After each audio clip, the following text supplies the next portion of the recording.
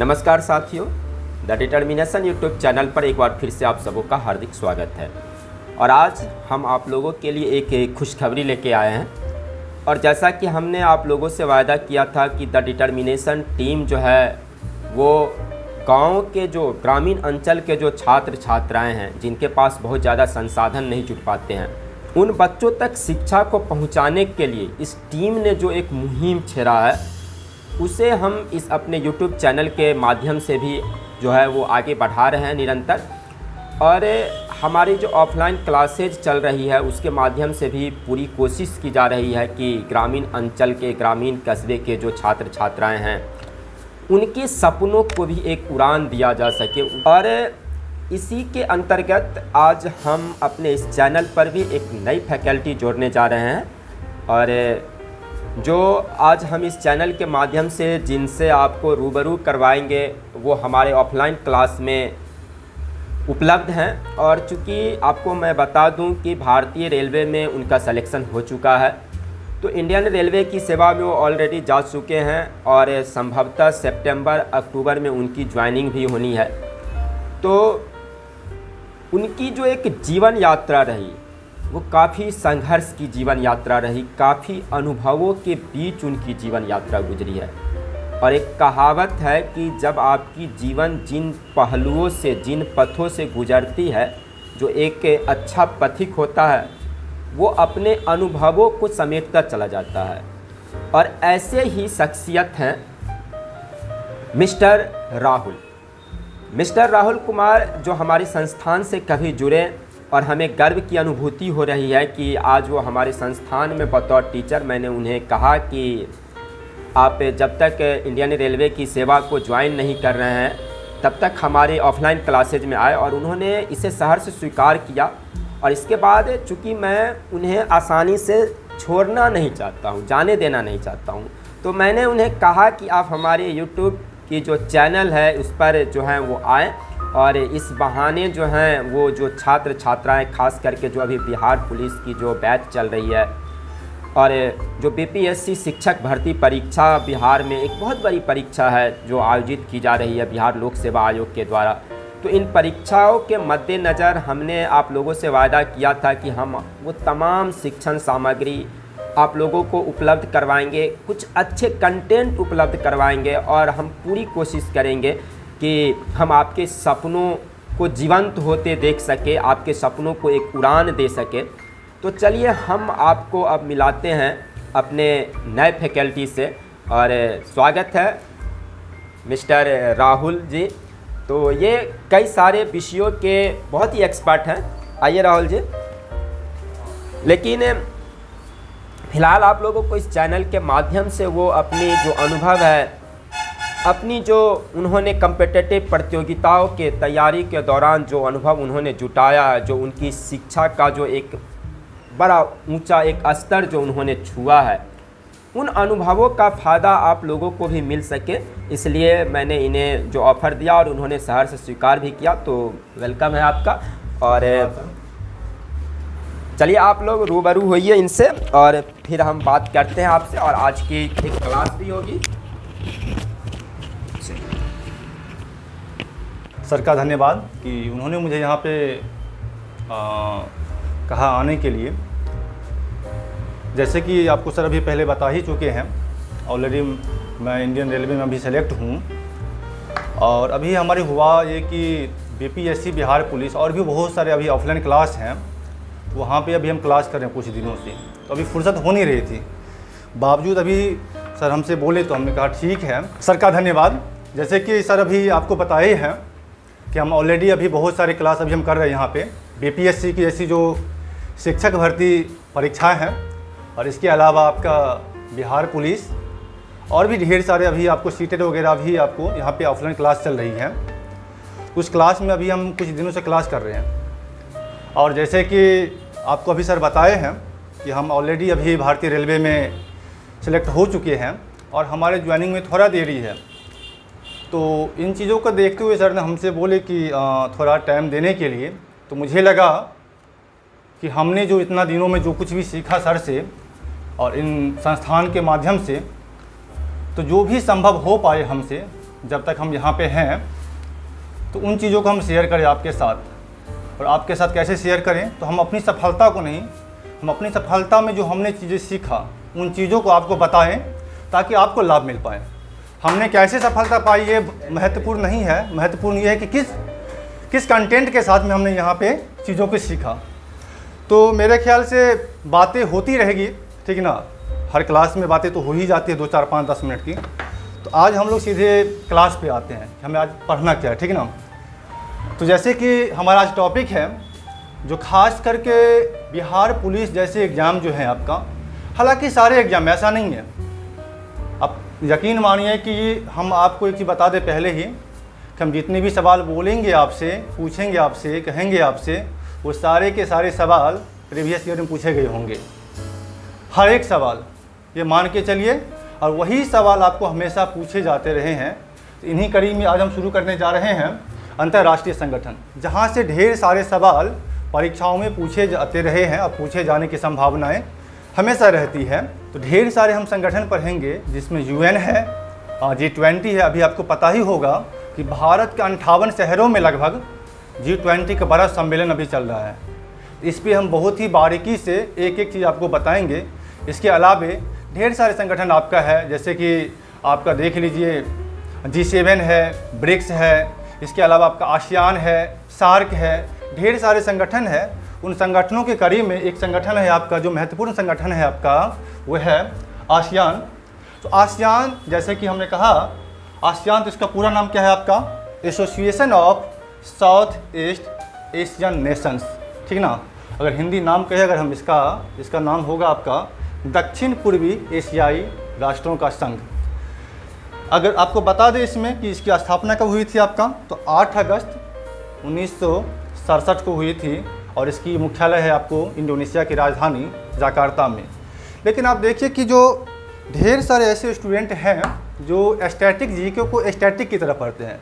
मेरे ख्याल से आप यकीन मानिए, कोई इतिहास हो या स्टैटिक जीके हो, हर कुछ को आप साइंटिफिक टेम्परामेंट से पढ़ सकते हैं। किसी भी चीज़ को रटने की ज़रूरत नहीं है। आप देखिए कि ढेर सारे जगह आपको केवल रटाए जाते हैं। तो मैं कोशिश करूंगा आपसे कि आपको रटाए नहीं, कुछ कॉन्सेप्ट आपको दें ताकि आप भूलें नहीं। अगर आप एक बार पढ़ें तो मेरे ख्याल से आपके दिमाग में एक ही बार में आ जाएगा, ये ऐसा मेरा विश्वास है। क्योंकि हम आपको अलग तरीक़ा से बताने की कोशिश करेंगे, केवल स्टैटिक नहीं, वो एक साइंटिफिक टेम्परामेंट भी आपको देंगे।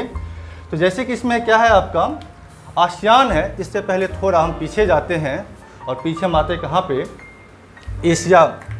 जैसे कि आपको पता ही होगा, दुनिया का सबसे बड़ा पॉपुलेशन वाला कंट्री आपका एशिया है। और एशिया महादेश जो है आपको, इसमें आपको हम ढेर सारे पार्ट में इसको बांट सकते हैं अध्ययन की सुविधा के लिए। जैसे अभी आपको बता दें कि बिहार लोक सेवा आयोग में एक सवाल पूछे गए थे कि किन महादेश में सबसे अधिक देश हैं। उसमें एशिया भी थे। और मेरे ख्याल से हर भारतीय आदमी, हर बिहार का आदमी, उनको ये केवल एशिया के बारे में जानते हैं। हालांकि एशिया के बारे में वो भी ठीक से नहीं जान पाते हैं। उसमें सवाल पूछा यह गया था कि सबसे ज़्यादा देश किस महाद्वीप में है। उसमें एशिया भी था, अफ्रीका भी था।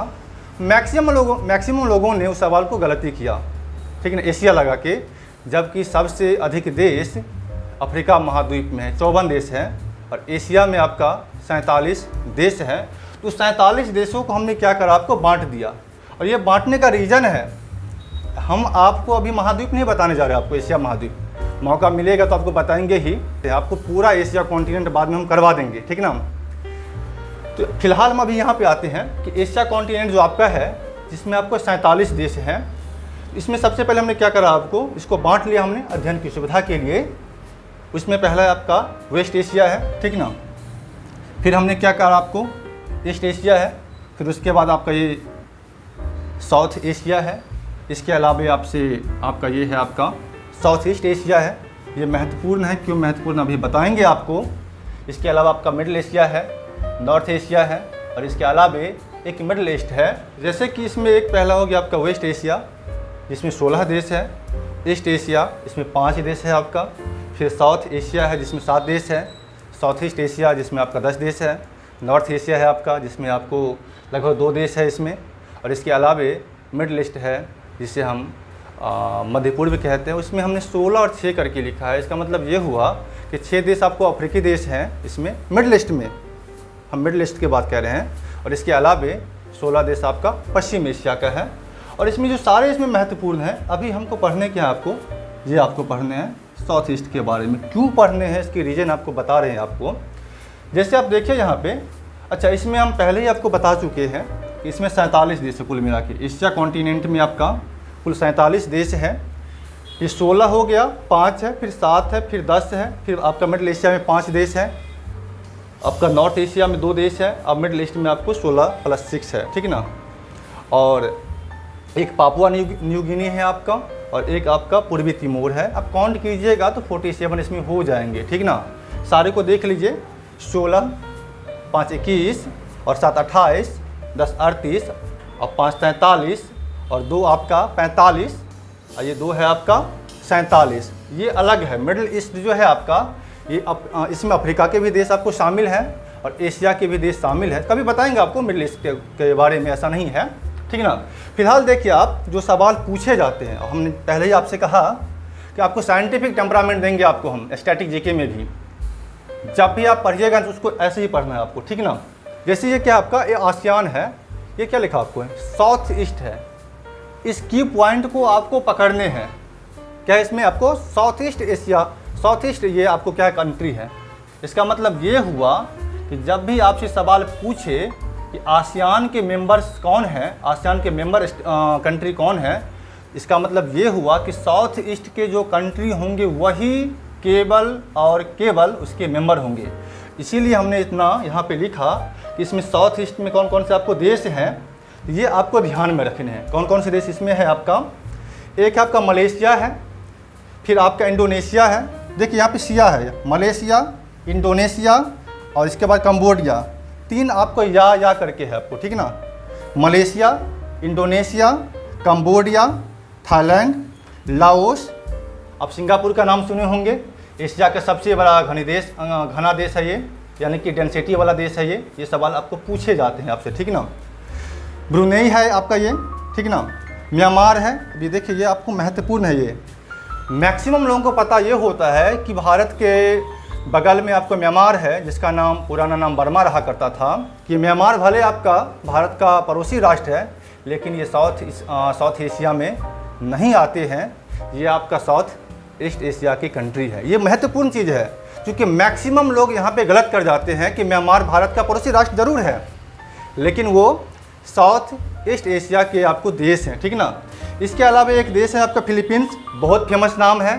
आप स्टैटिक जीके में पढ़े होंगे कि फिलीपींस की राजधानी मनीला है, जहाँ पे ADB that mean Asian development bank का आपको मुख्यालय है। कि बहुत बार सवाल आपसे पूछे जाते रहे हैं कि ADB का हेडक्वार्टर कहाँ पे है, तो फिलीपींस की राजधानी मनीला में है। इसके अलावा एक देश है आपका वियतनाम। मेरे कहने का मतलब ये हुआ कि जब भी आपसे सवाल पूछे अगर कि आसियान के कंट्री कौन सब है, आसियान में कौन कौन से देश शामिल हैं, तो आपको ध्यान में क्या रखने हैं आपको कि इसको पकड़िए पहले आप, क्या है ये आपका साउथ ईस्ट। तो साउथ ईस्ट में जो देश शामिल हैं वही देश आसियान के मेंबर होंगे। और उसमें कौन कौन से मेंबर होंगे आपको, तो ये आपको क्या है, आपको साउथ ईस्ट एशिया के मेंबर कंट्री है आपको, ठीक ना। मलेशिया, जैसे हमने पहले कहा आपको, मलेशिया सिया है, इसमें जा है। Indonesia, Cambodia, Thailand, Laos, Singapore, इसके बाद आपका ब्रुनेई है, म्यांमार है, फिलीपींस है और वियतनाम है। इसके अलावा आपसे बता दें कि इसकी स्थापना कब की गई थी। इसकी स्थापना हुई थी आपको 1967 में, अगस्त 8, 1967 को इसकी स्थापना की गई थी। और इसकी आपको जो हेडक्वार्टर है वह है आपको जकार्ता। अभी आप देखे होंगे कि सुमात्रा को लेके, जावा द्वीप को लेके अभी बहुत चर्चा में रहा था इंडोनेशिया। तो कभी उसमें मौका मिलेगा तो हम बताएंगे आपको कि क्या क्या अभी घटनाएं वहाँ पे हुई थी, उनके राजधानी के परिवर्तन को लेकर अभी चर्चाएं हुई थी, वो सारी चीज़ आपको बताएंगे हम, ठीक है ना। फिलहाल अभी हम यहाँ पे आ रहे हैं कि इसकी राजधानी कहाँ पे है आपका आसियान का, तो इंडोनेशिया की राजधानी आपको जकार्ता में है। और आपको बता दें कि इसकी सदस्य देशों की संख्या क्या है आपका 10 है, लेकिन अभी हाल के दिनों में 11वां देश बना है आपका पूर्वी तिमोर। और हमने यहाँ पे लिखा है आपको ये 2 देश उसमें शामिल है 47 में। और आसियान में जो अभी नए राष्ट्र अभी जो जुड़े हैं वो क्या है आपका नवीनतम सदस्य देश, ये आपका पूर्वी तिमोर है। कुल मिला के मेरे कहने का मतलब इतना यह है केवल कि जब भी आपसे सवाल पूछे तो आप उसको छांट पाएँ।